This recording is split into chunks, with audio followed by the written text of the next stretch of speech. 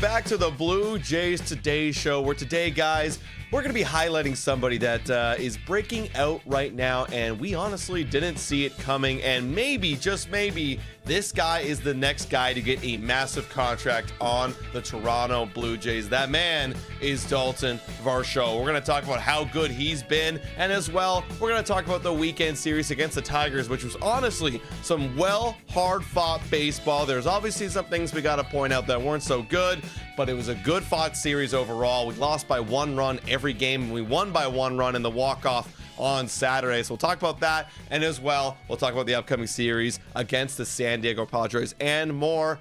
I'm your host, Adam Peddle. And I'm your host, Nicholas Playalog. Also, too, for those Toronto Maple Leaf fans out there right now, Rip. GG, rip, end of an era. It does suck. Listen, we were watching the game, obviously.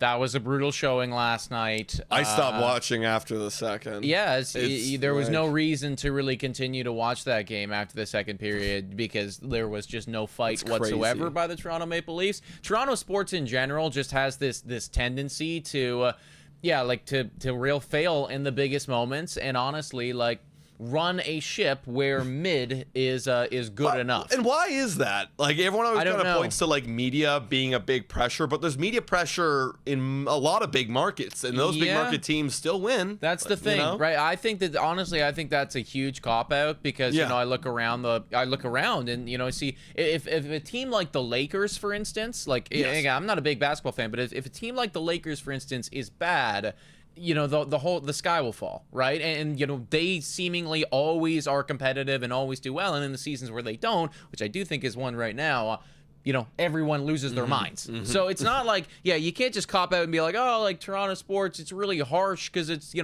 only, big Canadian. No.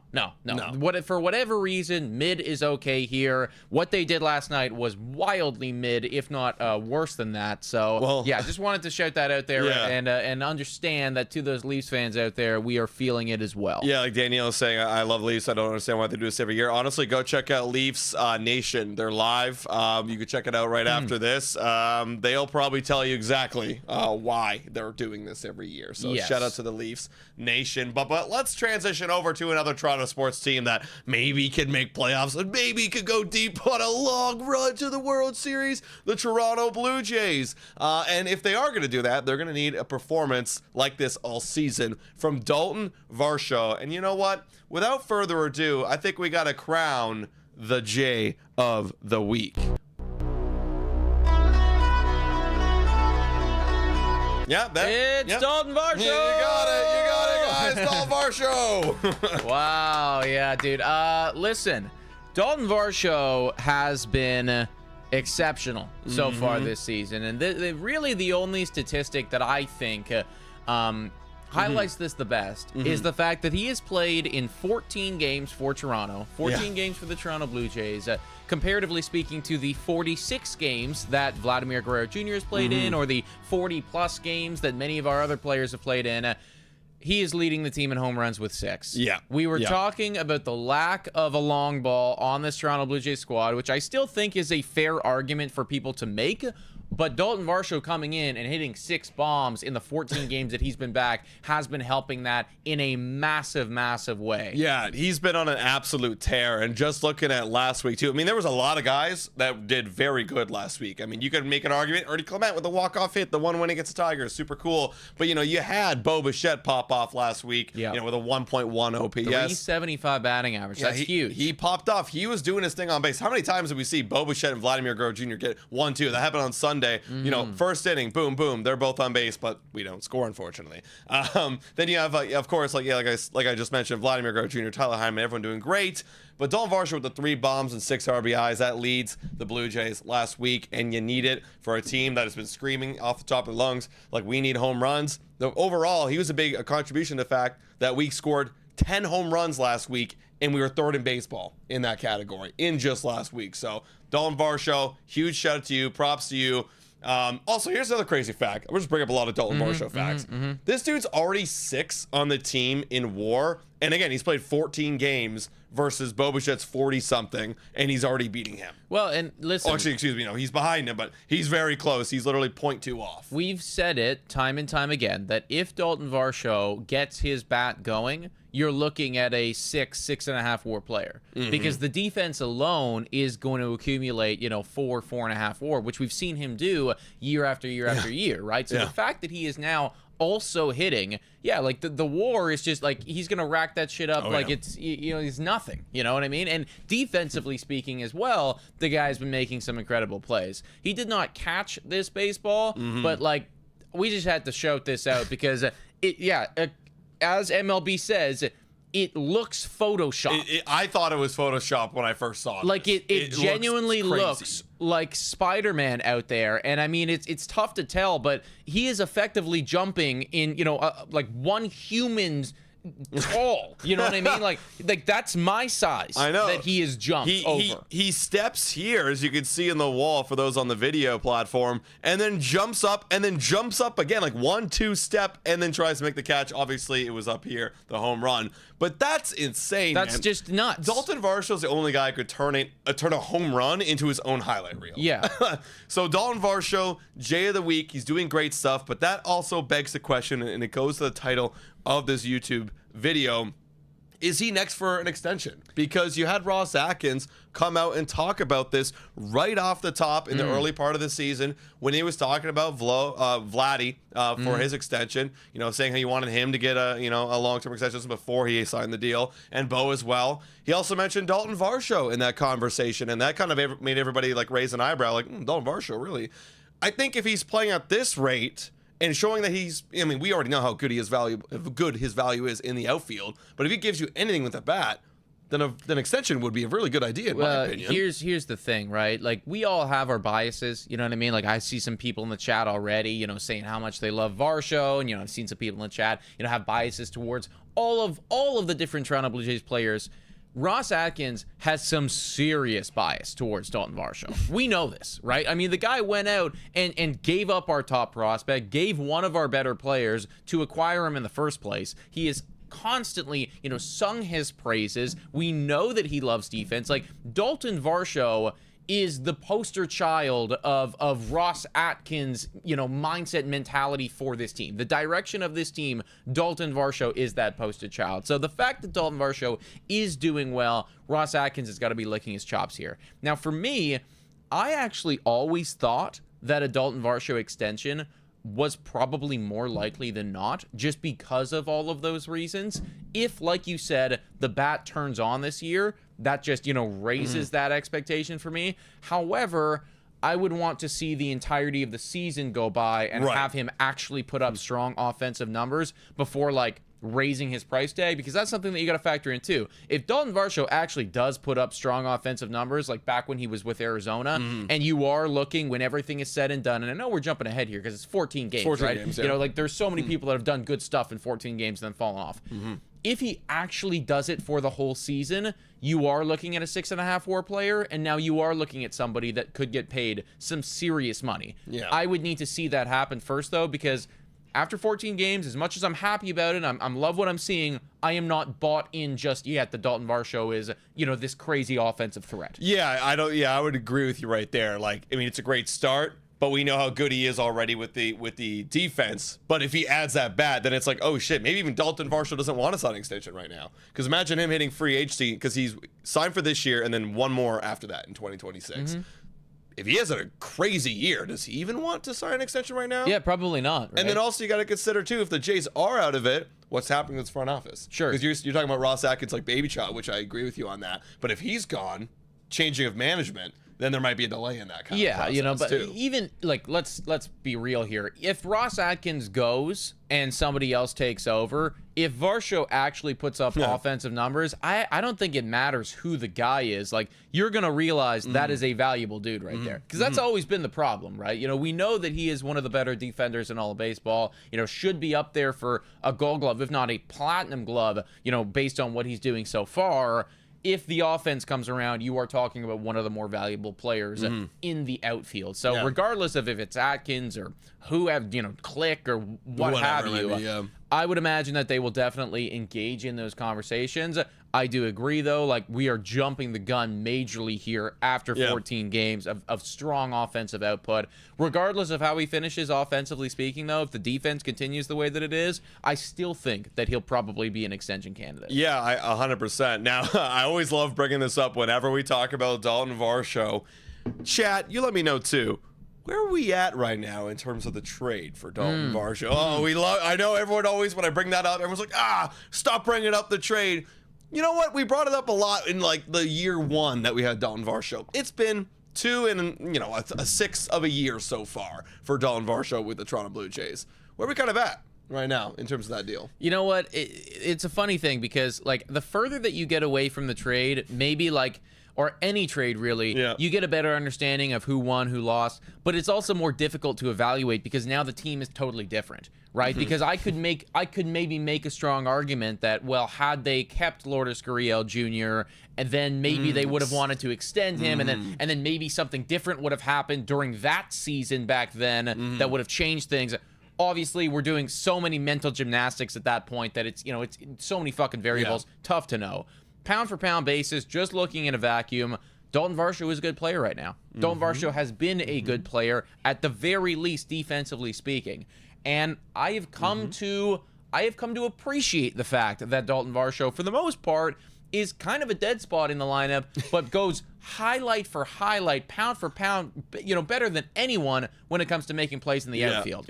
Now that we're seeing some offense, obviously I feel so much better about him. I am not buying into the fact that he's a 900 OPS guy, but I like Daulton Varsho on this baseball team. And at this point, my attachment to Gabriel Moreno, my attachment to Lourdes Gurriel Jr., it is so far removed that I would say it's looking kind of like a W. Yeah, I mean, look at the WAR he's put up since he's joined the Toronto Blue Jays. 3.6 in his first year, and he was really struggling with the bat. Then you had in 2024, he did a little bit better, offensively just a little bit, and put up a 5 WAR. Now, if he could just get somewhere, and we're still waiting for that 755 WAR, OPS, 745 OPS, paired with his now like platinum glove defense, it should be platinum glove. That's a 6 and a 6.5 right there. So if you ask me like, oh, you want to trade for a 4 to 5 to 6 WAR player, those guys are valuable, and those guys are worth extending. So I think it's a W trade. In my opinion, everyone got what they needed. They got their catcher for the future. They got a guy they can put in the corner outfield. We got a guy who can go and lower the ERAs. He's coming in now to try and lower the ERAs of our starting pitchers, but he's coming in to help lower the team's ERAs overall and help make some good plays out there. So now, considering we're talking about Varsho and extension and everything like that, I actually just put out a short about this. There is so many trade articles out there about Bo Bichette. Like, you look up Toronto Blue Jays news, and it's like, Bo Bichette trade here, Bo Bichette trade idea there. I don't know how, where these people are pulling this shit from, because some of them are saying, Yankees and whatever. But it's clear that other analysts, other teams are kind of licking the chops right now at the idea of Bo Bichette. Sure. Obviously, we've talked extensively about him potentially getting extended or re-signing. Where are you at with all that right now? And Bo Bichette trade or, I guess re-signing in general? I just think there's not a chance that Ross, as long as we're in it, unless we're so out of it, which right now we're right in it, right? We're just 2 games below 500.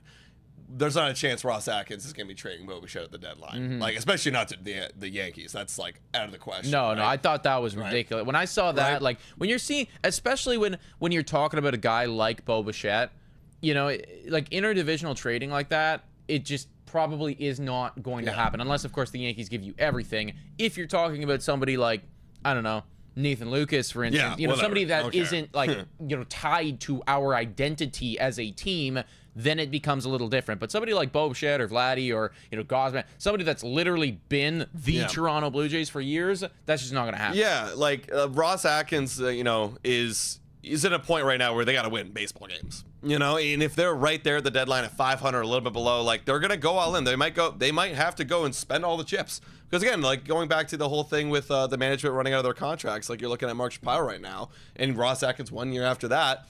It's time to go all in, guys. And you just signed Vladimir Guerrero to extension. You have a window kind of opening up. It's and you only know you got 1 year left of Bo Bichette, so you gotta use him and try to win. So let me ask you then. Let's say that the Toronto Blue Jays were around where they're at right now. A couple games, maybe anywhere from 2 to 5 games below 500. Yeah.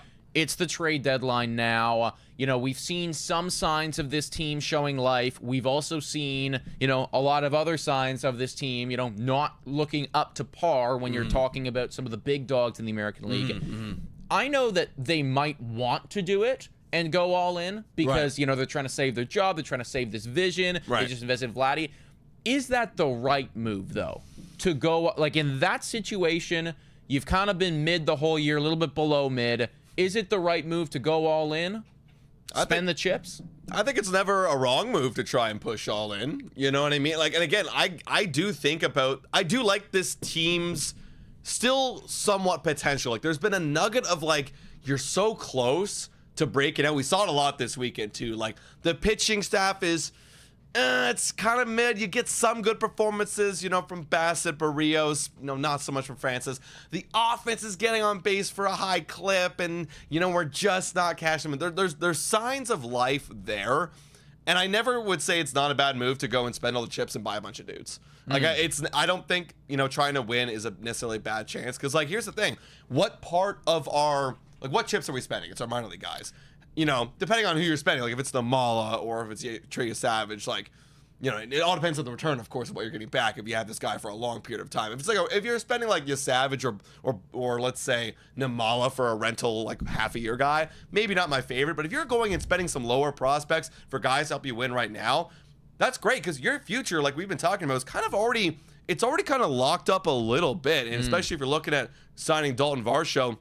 I've got all of our free agents up here right now. You already got till 2027 Vladdy and Barrios and Jimenez and Santander and Hoffman and Kirk and Malstraw, Yariel Rodriguez, and you already got something there. So it's not like you're punting a lot of your future that would, what I mean, with these lower kind of guys. So right. I would say, yeah, no, I think it's not a bad idea to try and push all in. Yeah, I think, there's so many variables involved in that question too, right? I need to see what the team is actually, where the team is actually at, right? And okay, maybe you're 2 games below 500, 3 games, 4 games below 500, but they've been looking really good. And that for me, that's when you got to use the eyeball test a little bit and go, okay, shit, we are just 1 or 2 pitchers away from, actually picking up these W's instead of leading them to losses, right?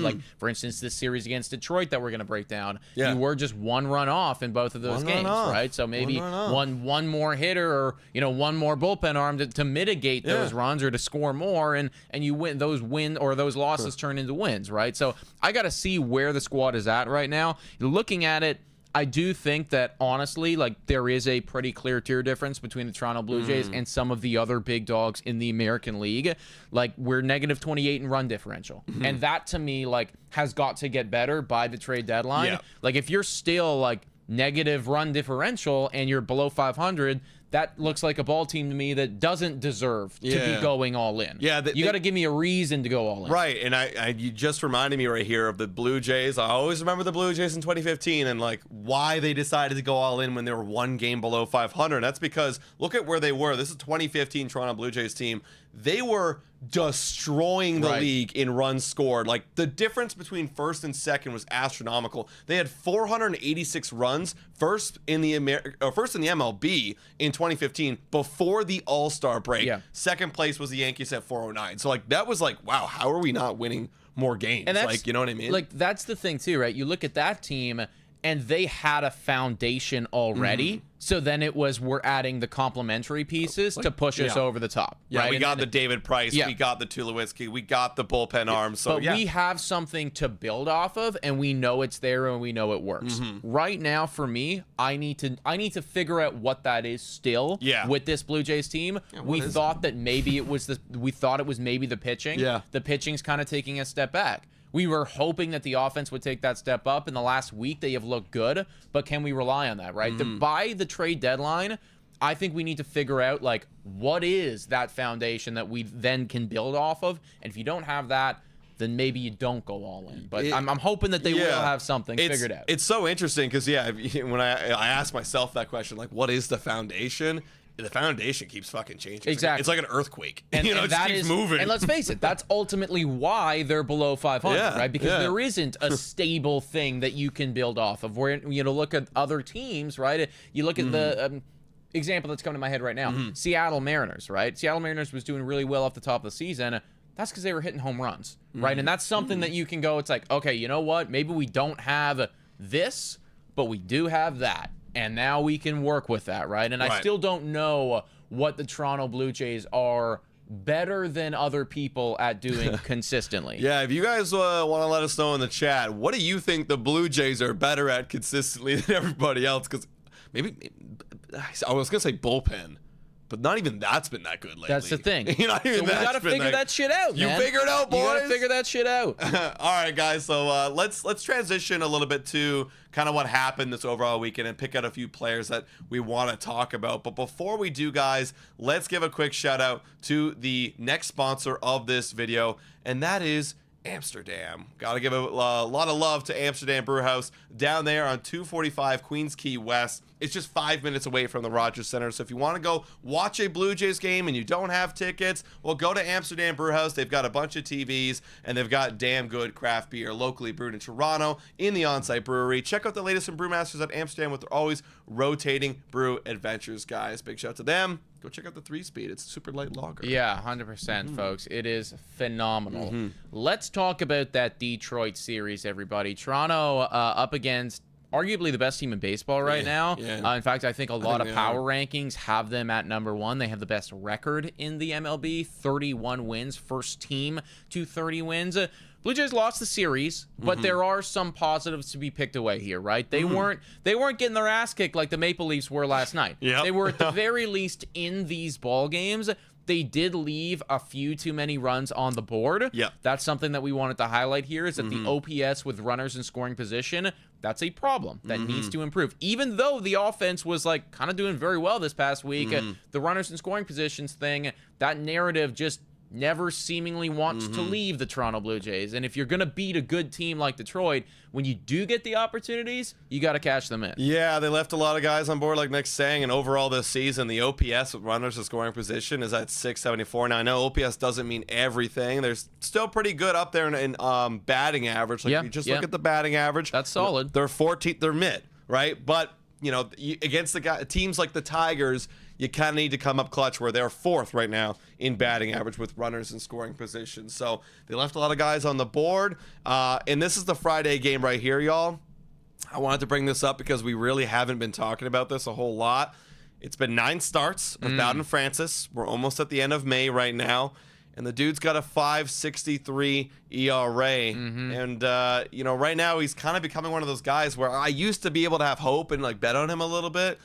Right now you look at the metrics, his pitching run value is literally in the 1st percentile. First percentile. That's the worst percentile you could possibly be in. What's your concern level right now with Mr. Francis? Yeah, listen, I am concerned because I know that the guy is capable, but he doesn't have it right now. And I don't know when he's going to get it back, because I don't actually really know what the problem is. We were looking at some of his stuff right here. The splitter that was dominant for Daulton Francis last season, all of a sudden, people are batting over 300 against it. And that was that was one of his put away pitches, right? The guy had a 169 batting average against that pitch last year. It's just not working. Like, this is how I feel when I'm on the golf course. And it's like, you know what? I put up a great round last time, and then all of a sudden, everything that I think I'm doing the same is just not fucking working. And it's a scary place to be, because you don't know when you're going to get it back. I still believe in Daulton Francis on the long term. I still think that he's a solid player for the Toronto Blue Jays, and I'm happy that we have him. But right now, in a rotation where you really only have 4 guys, Daulton Francis is occupying one of those 4 spots. And that means that we're going to be seeing him a lot more. So that is my concern, because I don't think he has it right now, and he is still going to be starting games. In a perfect world, maybe they do what they did last year and they'd send him down to AAA or something like that and let him figure it out. That's the problem. It's not a perfect world. We cannot do that. We don't have that luxury. No, seriously, like we literally cannot send Bowden Francis down. No. So, and again, that's the problem with this whole rotation, this roster buildup right now. Is like in the early part of the season, we knew we were gonna have to we were either gonna have a Max Scherzer injury and we lose him for a bit. We won't have Alek Manoah for a bit, so we have to wait till the second half to get some guys back, and we have to let guys like Bowden Francis pitch it out and figure it out. For those who are really into FIP, I know a lot of you guys are. Here you go. That's a 650 FIP right there from Bowden Francis. So that is very reflective on how he's been pitching so far this season. Concern level is it's getting up there a little bit. Also, too, I just took a look at this. I know that the eyeball test has been telling us this, but guy has the most home runs against in all of baseball out of any pitcher. 9 starts, he has 14 home runs. That's that's a scary stat right there. He did give up a lot of home runs last year. Granted, he didn't lead it because he didn't have that many starts last year, only 13. But it's already 14. He's 3 away from what he did last year in less starts. Yep. So it's concerning. It is very concerning. Hopefully he figures it out. But he wasn't the complete reason why they lost. The offense did try to claw themselves back into it. Just a unfortunate game right there. Then in game 2 on Saturday, nothing to be said other than Ernie Clement, man. Just fantastic. Comes up clutch. Lauer, actually, let me add this in. Lauer with a solid 3 innings, 1 earned run. You needed it from the guy. And Yariel Rodriguez had a very good week this past week. Total 4 innings, 0 earned runs for the guy overall last week. So very solid. The bullpen day really pulled through. Yeah, this is a major shout out to the bullpen as a whole, man. I mean, how many pitchers we have there? Like 6, right? Like that were coming out from the Toronto Blue Jays. Yep. You'd think that in years prior, I would guarantee that if the Toronto Blue Jays were putting out 6 pitchers in a game, more than 1 run is coming around against one of the better offenses in all of baseball right now. That wasn't the case. Really, like all of those different looks, I think played to the advantage of the Toronto Blue Jays, and the boys had it this day.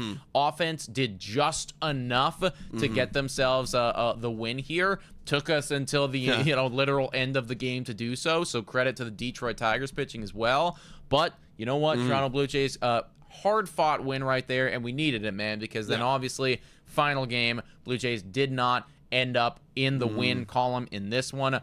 Offense, little quiet. Again, you're going up against some of the better pitching in all of baseball. Jackson Jobe, one of the Detroit's very top pitching prospects. He had a solid start. Jose Barrios, again, very solid start as well. But Mason Fluharty, sadly, did give up a run. The guy's been dynamite, though. Not worried about him in the slightest. Yeah. This was just one of those ones where I would have liked to see a bit more offense from the Blue Jays. Didn't happen. Yeah, watching that inning back, it was like, you had a squibbler down third base that was an infield hit. Then you give up a single, and it's like, bang, like, done. So I still love Fluharty, but it is what it is. In a tight ball game, stuff like that can cost you the game. Here's something I wanted to note as well. This was the first game that Santander played all weekend. And we saw it last weekend in Seattle. He didn't play a single game. The offense exploded. They swept the Mariners. He didn't play a single game until last Saturday. Comes in, goes 0 for 4 with 3 strikeouts. Yeah. That's another player I want to highlight right here. Santander apparently has been dealing with a shoulder issue. That's something we heard it last week. He's been dealing with a shoulder issue. He then sits out for 2 straight more games with a shoulder issue. He's been performing bad. This is what I think needs to happen, folks. Clear as day. 10-day IL. Shoulder soreness. Whatever it might be. He needs to hit the IL because he's not playing great. You need to have other guys go up, like Daulton Varsho is doing really good. Keep playing in that 3-hole.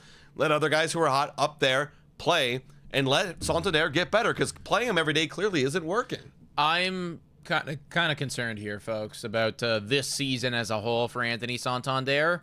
We were all told that May was going to be the month of dominance. That has not been the case at all, and now you're seeing him move down the lineup and then sit out games. So something is going on with him.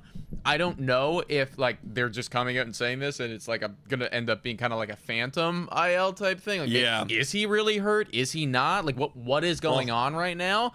All I know is that when he is in the box, it's almost a guaranteed out. And you can see it on his face, man. He is fighting demons right now when he is in that box facing down the pitcher. That's not somebody that I want as the 3-hitter, and that's definitely not somebody that I want, in clutch moments right now for the Toronto Blue Jays. So I agree with you. Something has got to be done.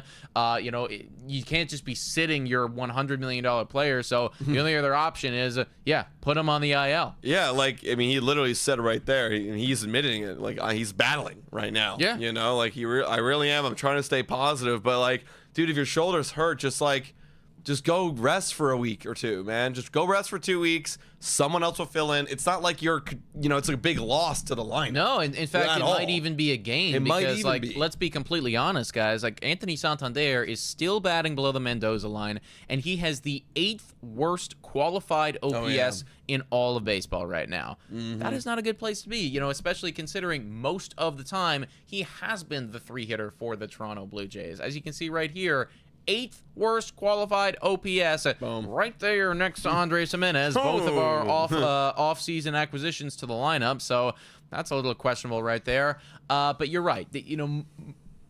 There is a better than not chance that the person that's going to come in to replace Anthony Santander will actually have better production than that. And it's going to help him in the long run.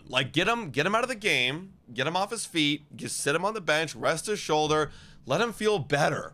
Take his mind off the game for 2 weeks and let him get back to it, man. Only positives can possibly happen from that at all. Yeah. Guys, let us know your thoughts about Anthony Santander. What do you think they should do with him? Let us be known in the comments and in the live chat. Last bit of, updates from the Toronto Blue Jays news. Spencer Turnbull throws a little bit of a game down there in Dunedin, single A. I believe this was on Friday. Yes, it was on Friday. We've been kind of asking, where the hell is Spencer Turnbull? We haven't heard anything from this guy. Well, he was pretty strong in low single A.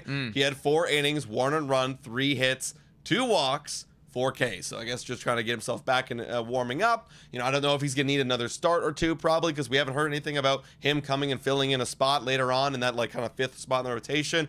But things are progressing, and like we just mentioned about, Bowden Francis and the rest of his team, we'll take anybody who can throw anything for 4 or 5 innings. Yeah, 100%, dude. I don't have any expectations that Turnbull's going to come in here and save the team, but it's good to see that he is performing well right now.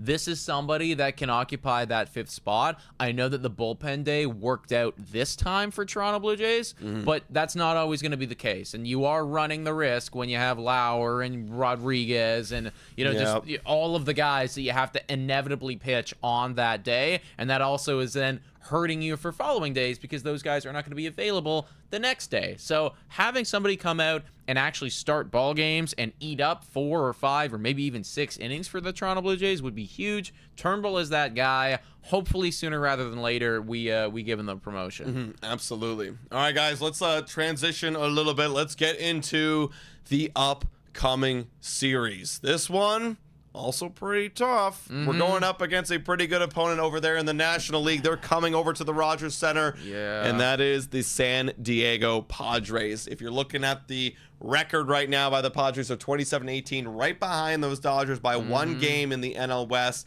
However, positive note here, last 10, they're 4-6. They're on a 3-game losing streak. Maybe we're catching them at the right time. We'll find out. Right now, you got the Padres. Let me flash over to their total numbers in the season. Pretty damn good ball team. Right there, mid in runs scored.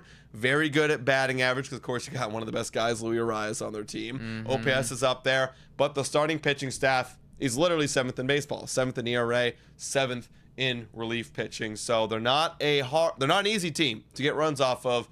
Can the Blue Jays do it this weekend? Game 1 is starting tomorrow. They have an off day today. You've got Dylan Cease going up, and I believe it's against Chris Bassitt from the Toronto Blue Jays. It is. Chris Bassett's up on the bump. As we know, so far Chris Bassett's been the best starting pitcher on this team. Definitely, unless you consider Eric Lauer here with the ERA. But Chris Bassitt is our guy, and he's going up against Dylan Cease, who's been off to a rocky start so far for these Padres.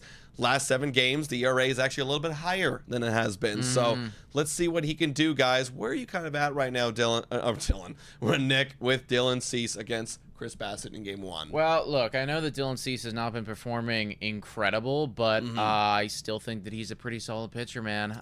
Chris Bassitt, however, has been great, but that San Diego Padres offense is going to consistently be applying pressure, even though they're 14th in runs scored. They're third in batting average. They're right up there with, the on base. So you're going to have a lot of innings where there is a runner on first and there is a runner on second, and you got to kind of pitch around that and play your best ball. It feels like this is a series loss just because ultimately they are a better team than us. I'll say that we win game 1 though, just because Chris Bassitt's great and the offense is going to bang. Yeah, the boys have faced some pretty tough pitching this weekend, against those Tigers. They faced some really tough competition. They had to lock the hell in. Dylan Cease, I just checked his last 2 games were quality starts, so maybe he's starting to cook something right now. But Chris Bassitt's been doing good. I think they're gonna ride that momentum. I know it's an off day. Everyone in chat and saying off days don't help. I know. Maybe they Dude, actually, that's you know what? I'm gonna change my prediction. Fuck. We lose after off days. The offense does not look good. We lose after off days. I'm saying that the Blue Jays lose now. Fuck. That actually just changed it. Seriously, I looked ahead. I'm like, I don't like our other 2 matchups, and I think we gotta win one. But you're right. How could I go against it, man? The off days ruin this team. They genuinely ruin. Like, the at-bats look horrendous. They're so much worse. So is Chris Bassitt going to pitch phenomenal? I don't think so. All right, they lose game 1. I'm with you. They lose game 1. They lose game 1, man. Look, they're going to pick up another one, okay? Baseball's weird. Baseball's weird. Sometimes bad matchups end up in the Blue Jays' favor. Game number 2, they're going to have Vasquez here. He's got a 3.45 ERA. It's going to be Kevin Gausman on the bump for the Toronto Blue Jays, who has been doing significantly worse than Vasquez. Is there any good signs, or can I convince myself? How's he been? He's been pretty good. Very good. He's been very good recently. I actually had no idea who this guy was until very, very recently. But yeah, Randy Vasquez, 26 years old for those San Diego Padres, and has been throwing the baseball good, man. Kevin Gausman on the bump here. Gausman's not been good, guys. Okay, well, listen, I have to. I know that we're going to lose the Bowden start, so I have to say that we win this one because I know then I'd be predicting we get swept, and I can't do that. So we have to win this one. Fuck. Yeah. I'm going to say we lose. We lose. I'm going to try to find a way in the Bowden start to convince myself to win. I don't know how you're going to do that, man, because as we already highlighted, Bowden Francis has been very bad, and this guy has been very, very good. Recent games, short sample size, 3 or 5 earned runs. How does that math guy, did he? I missed this. This guy threw a complete game shutty against It's Colorado. It's Colorado. But it was in Colorado. Okay. That's tough. He dominated against Pittsburgh and Colorado, and then he got blown up by the Mariners. Lit up by Seattle. Boom. Slugfest on Thursday. Right. Blue Jays bats wake up after facing tough competition. This guy's a rookie, I'm assuming, right? Kolak? I'm actually not familiar with him. He's 28 years old. So no, he's not a rookie. He's played in the past. He's played a lot of games back. I'm not familiar. He's going to get blown the hell up. Right. Reality's setting in, buddy. You're not him. You're Kolak. Yeah. Bowden Francis will also get blown up, but the Blue Jays offense will to a lesser extent. Exactly. Boom. I disagree wholeheartedly, and I think that the reverse is going to happen, and we will probably lose that one, which means that both Adam and I are saying that they lose this series, and that would mean that they are 23 and 26 after this one. Not a great spot to be in, especially because the Yankees are kind of starting to run away with it a little bit. Oh, yeah. They're 27 and 19. I mean, I've already kind of just given up on the division, which is never a good place to be on May 19th. But it feels like the Yankees at a run differential of plus 90 are significantly better and in a different tier than Toronto is, and they're going to run away with that. I'm kind of looking already at the wild card, believe it or not. Man. Now, the Toronto Blue Jays are 4th out of the wild card, but, 3 games back of how many? 4 games back of the wild card? 3 games back right here. That doesn't make sense. Yeah, I know. Math. Math isn't 3 games back. Math isn't math. Oh, because it's 2 run differential in the loss column and then 4 run differential in the win column. Okay. So that would be 3. All right, well, that's where they're at right now, and a series loss to the Padres isn't going to help. But honestly, listen, if you want to be a playoff team, you got to beat other playoff teams. You do. And San Diego right now is looking like a playoff team. Offense is going to have to offense. We're probably going to need to see a vintage start out of Kevin Gausman.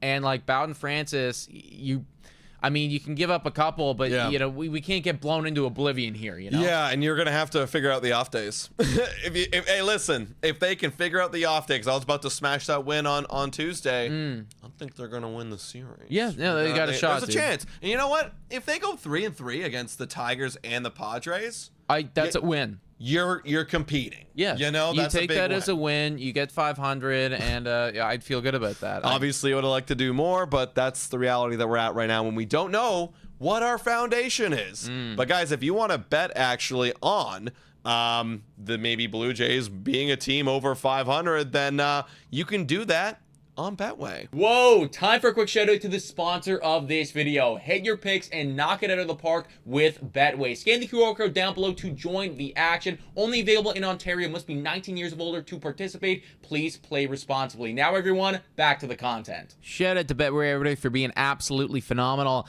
This is the current Toronto Blue Jays win-loss line. It's changed, it has gone down a little bit. Or I think it went up. Did it go up? Yeah, because it was at like 78.5, and then it was like really favoriting the over. But now it's adjusted a little bit. Now it's really favoriting the under, but an 80.5. Interesting stuff right there. So effectively, it's like, will Toronto be a 500 or, you know, better team? You know what I think? I think because, like referring to our earlier conversation, because they're going to keep competing and buying in, they won't kind of tail off. They will. And you would get a really good odd right there, 2 times your money if you bet on the over. It's for them to be a 500 ball team. Okay, so you're saying that we're probably going to be horrendously disappointed when we just miss out on wild card and have 85 wins.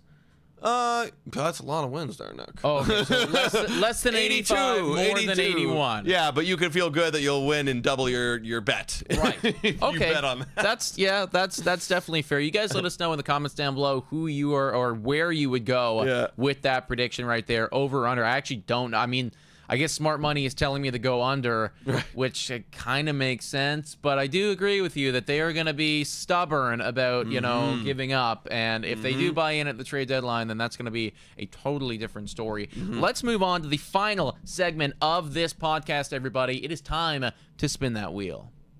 Spin the wheel. Spin it. Spin the wheel. I want to get the wheel. Spin the wheel. The spinning. It's not spinning.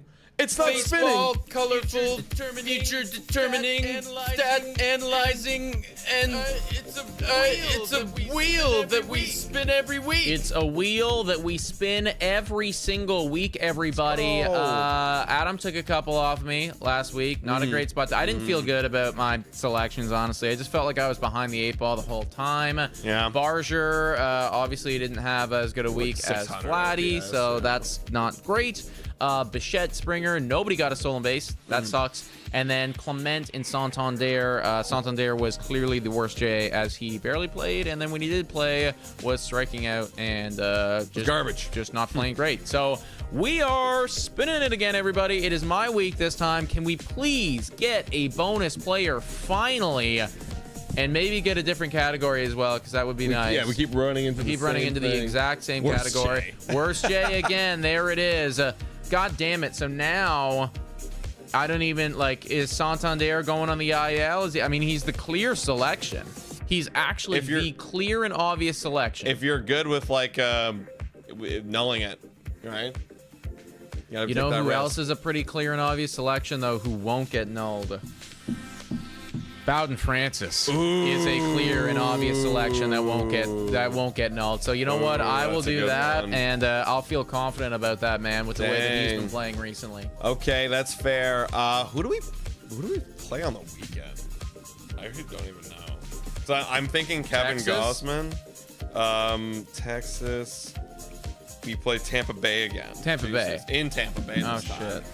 shit. Definitely not Bassett. I might go. because I have to go starting pitcher here, everybody. Yeah. You only have 2 options, really. It's probably going to be Gausman. You have Gausman to. hasn't looked really that good, so he's the second worst in my opinion. So Gausman it is. Sorry, buddy. Wow. That's pretty brutal. That both sucks, but they're both facing the Padres. Both facing the Padres. Good offense. We'll see where it goes. Second category right here. That's also worse, Jay. Also worse, Jake. I'm gonna give it a big spin. Give it a big spin, yeah. And see what happens. The music is louder this week. All right, let me find it for you. Let me turn it down for y'all. There you go. Turn that on. There you go. Come on. Jay Killer. Okay, that's a fun one. Okay, we don't typically get this category. No. I'm excited about it. There's lots of options, and I feel more than confident in allowing you to go first here, and I can clean up after that. Okay, because we've got Gausman and Francis, and the Padres might be licking their chops. I'm gonna go with one of the MVP favorites in Fernando Tatis Jr. Yeah, that's super reasonable, man. That is super duper reasonable. I have to take a quick look over here at the San Diego Padres offense and see what the hell they are doing right now, because I know obviously Machado's actually doing very, very good. Machado's doing great. Tatis is obviously phenomenal. Arias is just consistent. Jackson Merrill I think is injured still. Is that right? Is Jackson Merrill still injured, guys? Vanessa said Merrill, but is Merrill injured? Let me double check right here. Yeah, because Merrill is going he's actually doing better than Tatis. No. But again, smaller sample size. May 18th he played. Okay, take Merrill. Do I want to take Merrill? Yeah, he's actually. Machado. Yeah, I'll take Jackson Merrill. Actually, the guy's going nuclear. All right, Merrill it is. Okay, Jackson Merrill, Jay Killer. Yeah, I feel good about that. You feel good about Tatis? That is super reasonable. Final category. Give me the bonus player, goddammit. Yeah, we haven't done one. Have we done one? Not a single time has anybody gotten that bonus player. It's home run. It's goddamn home run. Hey. Well. There's some interesting people you can pick now. Well. So you had, obviously, I think Bo hit 2 last week. Varsho hit 3. Vlad's always Vlad. Kirk hit 1. I mean, like, I kind of need to go with where the momentum is taking me. And it feels like the momentum is saying Daulton Varsho is the guy. This whole fucking show was about Daulton Varsho. It would be kind of ridiculous to not go if I didn't go based on what we've talked about today. So I got to put my money where my mouth is and go with Daulton Varsho and just hope that he keeps it up. The chat's agreeing. I'm not going to go Varsho chat. I'm gotta go with the dude. Vladimir Guerrero Jr. Whenever you get Vladdy on the second pick of home runs, I mean, like, what's solid. Like worst case scenario? He will probably hit 1. He'll probably hit 1. You know, like, right? You'll take it. Right? You know, so Varsho, if Varsho can keep up what he's doing, I feel super good about that. I like where I'm at this week, guys. I gotta pull one back. Tie it back up again. But you guys, let us know in the comments down below. Who do you like for this week, and what do you think about the Toronto Blue Jays' upcoming schedule against the Padres? No game today. We'll be live for, I assume, tomorrow's game, or at least one of the games, in that Padres series, and always on Friday. And then, of course, podcast tomorrow and various other Blue Jays content coming. You know what? Fun. We're getting, now that we're done NHL playoffs, everything like that, Toronto Maple Leafs are out of here. Trade deadline not that far away. I'm excited to start evaluating where the Toronto Blue Jays are going to be at, whether they're buying, whether they're selling, who they're looking at. That's going to be a lot of fun. Favorite time of the year, guys. It's that of free agency, man. And guys, hit that like button and smash the subscribe button. $3 or $4 a month. Become a YouTube member. So thank you to all of our YouTube members. You guys are absolutely awesome. Thank you so much for watching, everybody. And as always, go Jays, go!